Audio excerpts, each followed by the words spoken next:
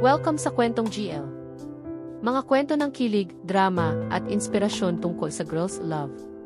This is a safe space kung saan ipinagdiriwang natin ang pagmamahalan anumang kasarian. Don't forget to like, comment, and subscribe para lagi kang updated.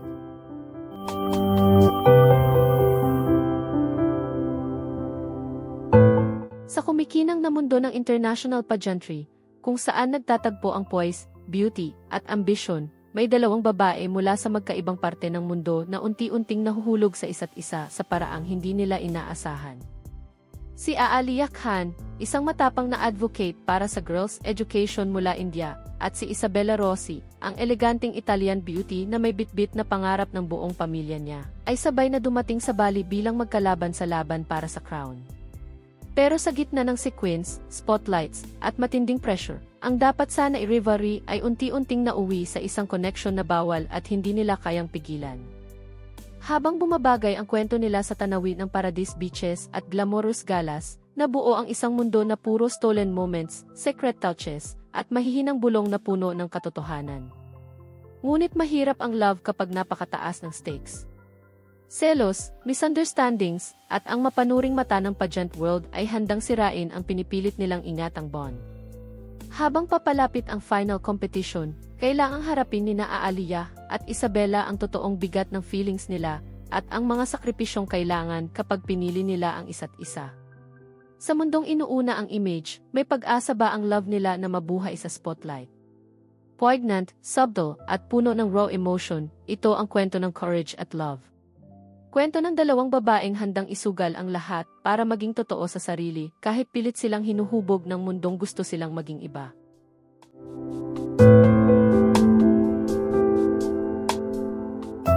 Chapter 1. Bumaba ang araw sa horizon, nag-iiwan ng golden glow sa malinaw na tubig ng Bali. Dinala ng international pageant ang iba't ibang contestants mula sa iba't ibang parte ng mundo sa paraisong ito. Kasama roon sina Isabella Rossi mula Italy at Aaliyah Khan mula India, dalawang babaeng kapansin-pansin ang ganda at presence, parehong naglalaban para sa coveted crown. Si Isabella ay parang mismong larawan ng elegance. Ang chestnut hair niyang umaagos pababa ay pino ang pag-frame sa kanyang cheekbones, at ang emerald eyes niya ay kumikislap sa determinasyon. Lumaki siya sa Rome, kaya natural sa kanya ang grace ng isang taong sanay sa spotlight.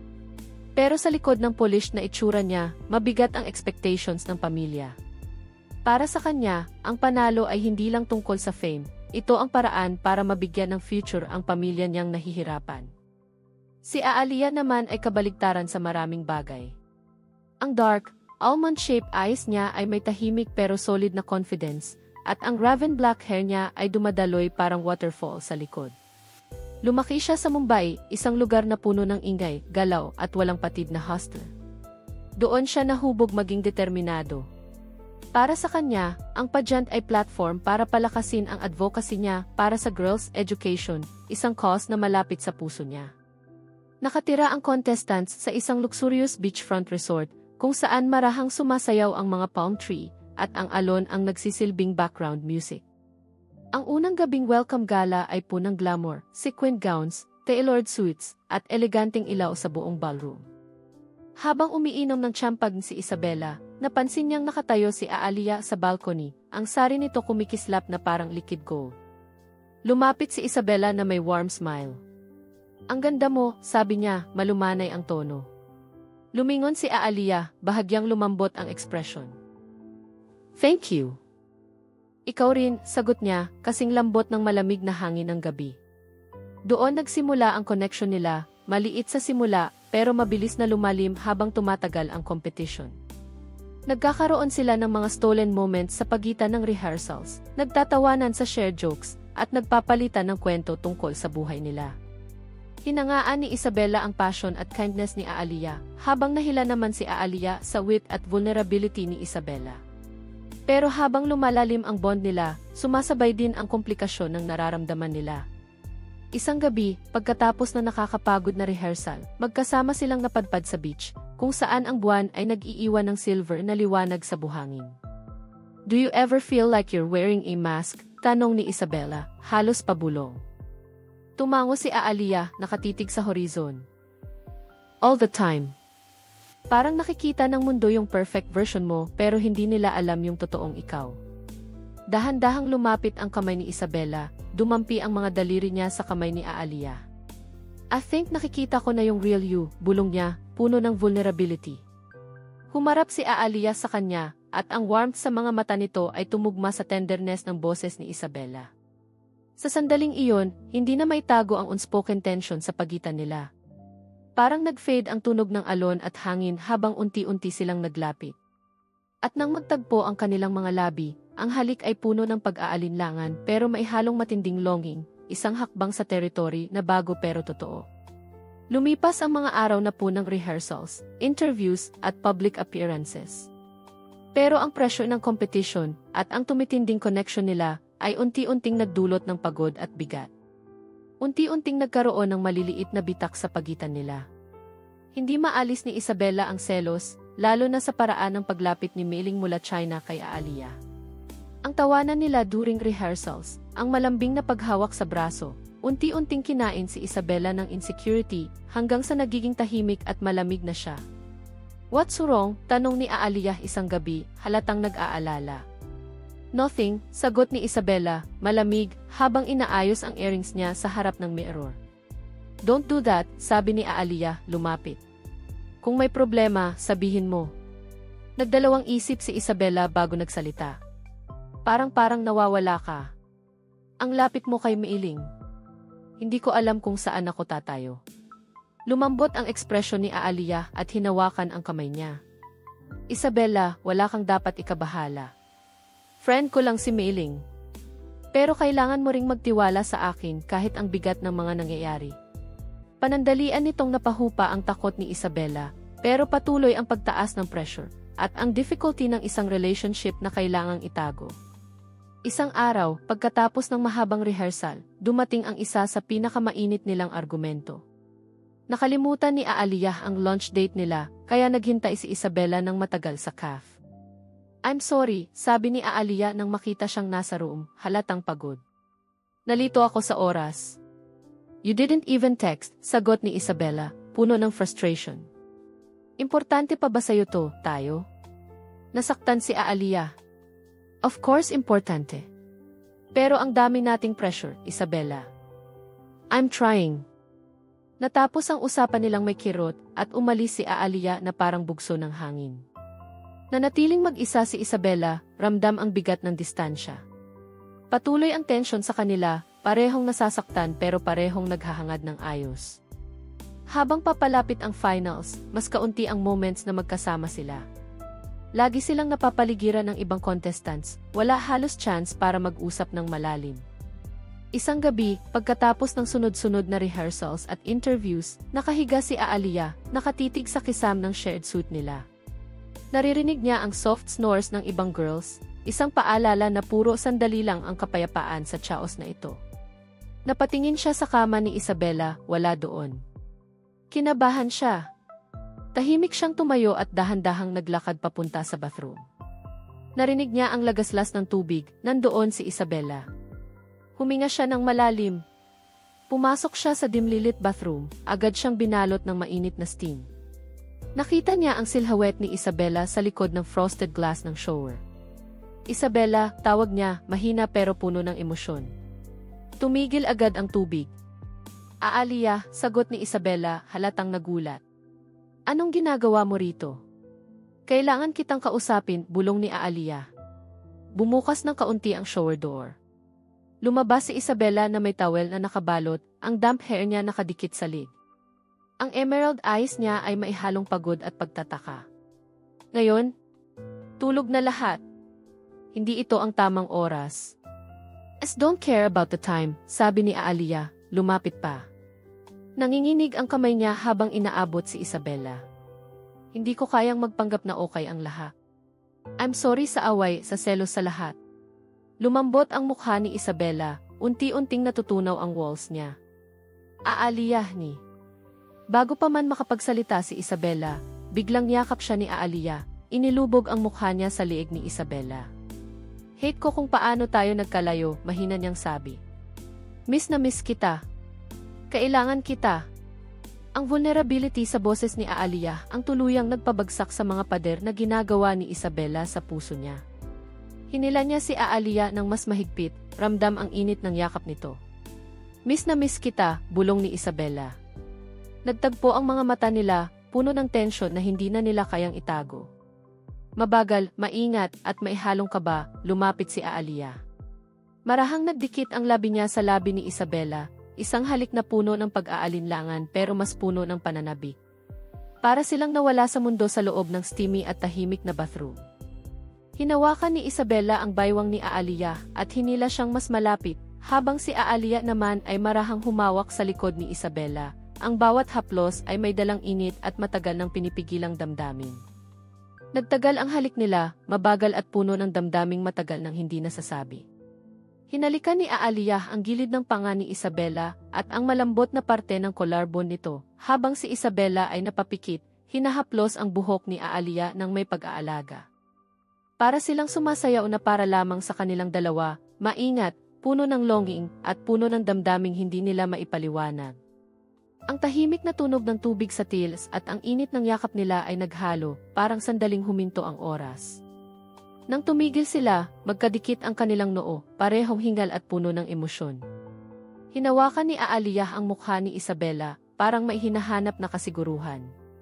"Nandito ako," mahinang sabi ni Isabela, kahit ramdam niya ang bagyo ng feeling sa loob.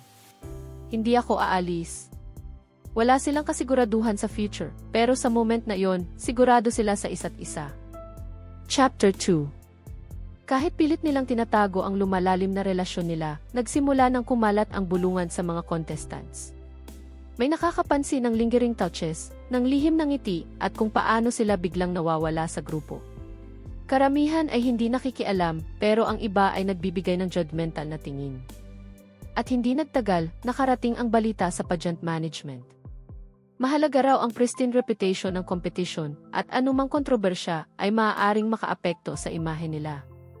Isang gabi, pinatawag si Isabela at Aaliyah sa isang private meeting kasama ang dalawang senior organizers. Malamig ang kwarto, malayo sa ganda ng resort sa labas. Magkatabi silang umupo, mahigpit na magkahawak ang kamay sa ilalim ng table. "May mga reports kami tungkol sa ilang behaviors," sabi ng isang organizer, diretso ang tono. "Nirerespeto namin ang privacy ninyo, pero kailangan ninyong maintindihan na nasa ilalim tayo ng intense public scrutiny." Parang nanlamig ang dibdib ni Aaliyah habang nagpatuloy ang isa pa, "Kapag naging public ang relationship ninyo, maaari nitong maapektuhan ang pageant at ang efforts ng ibang contestants. May sponsors at stakeholders kaming dapat protektahan." Nanahimik si Isabela, pero mas hinigpitan niya ang hawak kay Aaliyah. "Hindi namin sinasabing tapusin ninyo ang relationship ninyo," dagdag ng organizer. "Pero kailangan ninyo ng discretion. Dapat manatiling focus ang competition." Habang naglalakad pa uwi, mabigat ang pakiramdam nila. Tahimik ang daan sa ilalim ng buwan, pero ramdam nila pareho ang bigat sa pagitan nila. Pagkapasok sa suite, hinarap ni Isabela si Aaliyah, puno ng frustration ang emerald eyes niya. Bakit kailangan itago ang love? Bakit kailangan nila makialam sa nararamdaman natin? Hinawakan siya ni Aaliyah, malumanay ang tinig kahit masakit. "Unfair, I know. Pero alam nating magiging mahirap ito. Kailangan nating maging maingat for now." Lumayo si Isabela, conflicted. "Gusto ko lang ako at ikaw. Walang judgment." At marahang tinaas ni Aaliyah ang kanyang baba para magtama ulit ang mga mata nila. "Magiging tayo. Kailangan lang nating lampasan ang storm na to." Sa kabila ng jealousy, misunderstandings, at pressure, naging tahanan nila ang isa't isa. May mga stolen moments, isang mabilis na hawak sa kamay, bulong ng encouragement, o tawa na nakakabawas ng bigat sa puso. Pero alam nilang mahaba ang laban. Lalo na habang papalapit ang finals, at natatabunan ng spotlight ang totoong feelings nila. At sa gitna ng chaos at uncertainty, mas lalo silang naging matatag, isang patunay na kahit anong adversity, hindi basta-basta namamatay ang tunay na connection. Chapter 3. Dumating ang grand final, isang gabi ng lights, music, at sobrang excitement. Ang venue, isang open-air amphitheater sa tabi ng beach, ay puno ng crowd at camera flashes. Backstage, sabay na naghihintay sina Isabela at Aaliyah, kabadong-kabado pero panay ang sulyap sa isa't isa. Sa tingin ni Isabela, may encouragement, sa ngiti ni Aaliyah, may comforting calm. Sa bawat round, national costume, evening gown, at me&T, tahimik silang nagsusuportahan. At nang tawagin ang top 2, para silang parehong huminto ang mundo. And our 2 finalists are Miss Italy, Isabella Rossi, and Miss India, Aaliyah Khan. Sabay silang huminga ng malalim, naghawak kamay at naghintay. The winner of the Miss International Crown 2024 is Miss India, Aaliyah Khan. Naluha si Aaliyah habang kinokoronahan pero unang hinarap si Isabela. "You're amazing," bulong niya, higpit ang yakap. "And so are you," sagot ni Isabela, nanginginig ang boses. Pero sa likod ng mga ngiti, ramdam nila ang kirot. Chapter 4. Pagkatapos ng competition, nagbago ang mundo nila. Si Aaliyah ay naging abala sa media, charity events, at sponsors. Si Isabela, kahit proud, ay nakaramdam ng unti-unting pagkakalayo. Naging short na messages na lang ang communication nila. At sa mga bihira nilang pagkikita, ramdam ang hindi masabing sama ng loob. Isang gabi, sa isang rare dinner, sumabog ang tension. "Nag-iba ka, Aaliyah," sabi ni Isabela, mahina pero diretsyo. Napatingin si Aaliyah, gulat. "What do you mean? Parang lagi kang wala. Kahit kasama kita, parang malayo ka." Napabuntong hininga si Aaliyah. "Hindi ko hiningi to, Isabela. Mahirap din to para sakin. Miss ko na tayo." "Do you?" sagot ni Isabela, may sakit sa boses. "Kasi minsan iniisip ko crown na lang ang mahalaga sa'yo." "Hindi fair yon," tumaas ang boses ni Aaliyah. "Pinaghirapan ko to. At dapat ikaw ang unang makakaintindi." Natapos ang gabi na puro katahimikan at mas malaki ang pagitan nilang dalawa. Ang kanilang secret relationship na dati nagbibigay ng comfort at saya ay naging dahilan ng tensyon. Napansin na ng ibang contestants ang mga tinginan nila at maliliit na gestures ng closeness. May ilan na hindi na lang pinansin pero mayroon ding nagsimulang mag-isip ng masama. Hindi nagtagal, ang ilang bulong-bulungan ay naging diretsong akusasyon at muli silang ipinatawag ng management. Magkaharap sila ng organizer sa isang room na mas malamig kaysa dati. Tahasan nilang sinabi na ang relasyon nila ay risky sa image ng organization. Napakapit si Aaliyah sa kamao niya, pilit pinapakalma ang sarili. "Wala naman kaming sinasaktan," sabi niya, mababa pero matatag ang boses. "It's not about harm," sagot ng isa sa organizers. "It's about perception. Baka matabunan ang mga achievements ninyo." Natapos ang meeting sa isang warning at pakiusap na maging mas maingat. Paglabas nila, ramdam nilang pareho ang bigat ng sitwasyon. Pagbalik sa shared room nila ng gabing iyon, naupo si Aaliyah sa gilid ng bed, nanginginig ang mga kamay. "Isabela, hindi ko alam kung kaya ko pa." Lumuhod si Isabela sa harap niya, hinawakan ang mga kamay niya. "Makakahanap tayo ng paraan, Aaliyah. Lagi naman natin nagagawa." "But at what cost?" bulong ni Aaliyah habang tumutulo ang luha. "Ayokong mawala ka pero ayoko na ring maramdaman to araw-araw." Niyakap siya ni Isabela ng mahigpit. Naghalo ang luha nila habang magkahawak sila. Hindi nila alam ang mangyayari bukas, pero sa sandaling iyon, ang pag-ibig nila ang pinakamahalaga. Malinaw ang warning, kailangan nilang maging discreet. Pagkatapos ng meeting, humingi si Aaliyah ng space. "Kailangan kong alamin kung ano ang pinakamahalaga, career ko, advocacy ko, o ikaw," sabi niya, nanginginig ang tinig. Tumango si Isabela, kahit ramdam ang sakit. "Kunin mo lahat ng time na kailangan mo. Nandito lang ako." Lumipas ang ilang weeks at mabigat ang epekto ng distance kay Aaliyah. Dumadalo siya sa events at tinatapos ang obligations, pero ang puso niya ay malayo. Isang gabi, sa isang high-profile gala kung saan siya ang guest speaker, naramdaman niyang kailangan niyang magsalita ng totoo. Ang theme ng speech niya ay The Real Power of a Woman. Habang nakatayo siya sa harap ng kumikislap na audience, hawak ang mic, huminga siya ng malalim. "The real power of a woman lies in her courage to embrace her truth," panimula ni Aaliyah, steady ang boses.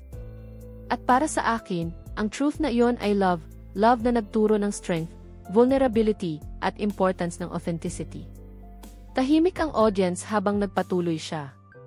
Tonight, I want to share something personal. I fell in love with someone who inspires me every day, someone who showed me the beauty of being unapologetically myself. Her name is Isabella. May collective gasp sa buong room, kasunod ang katahimikan. Hinanap ni Aaliyah ang mukha ni Isabella, nakatayo ito sa likod, may luha sa mga mata. I know this may not be what you expected, sabi ni Aaliyah, bahagyang nanginginig ang boses. Pero naniniwala ako na ang love, kahit anong anyo nito, ay dapat i-celebrate. Kung may isang tao man lang na ma-inspire na mabuhay ng totoo dahil sa story ko, worth it lahat ng risk tonight. Umalon ang palakpakan sa buong room. May tumayo sa paghanga, may nagbubulungan. Bumaba si Aaliyah sa stage, at sinalubong siya ni Isabella sa gitna. You didn't have to do that, bulong ni Isabella, puno ng emosyon ang boses. Hindi ko na kayang magtago, sagot ni Aaliyah, hinahaplos ang pisngi ni Isabella. Hindi kong ganito kita kamahal. Nagyakap sila habang kumikislap ang kamera sa paligid. Wala na silang maitatago, nasa harap na ng mundo ang pagmamahalan nila. Risky, hindi sigurado, puno ng unknowns. Pero sa sandaling iyon, alam ni Aaliyah na tama ang pinili niya. Magkasama nilang haharapin ang future, hand in hand, handa nilang baguhin ang meaning ng tunay na power.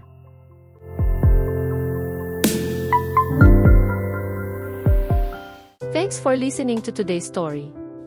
Hope you enjoyed the story of love, kilig, and inspiration. Don't forget to like, comment, and subscribe para lagi kang updated. See you sa susunod na kwento.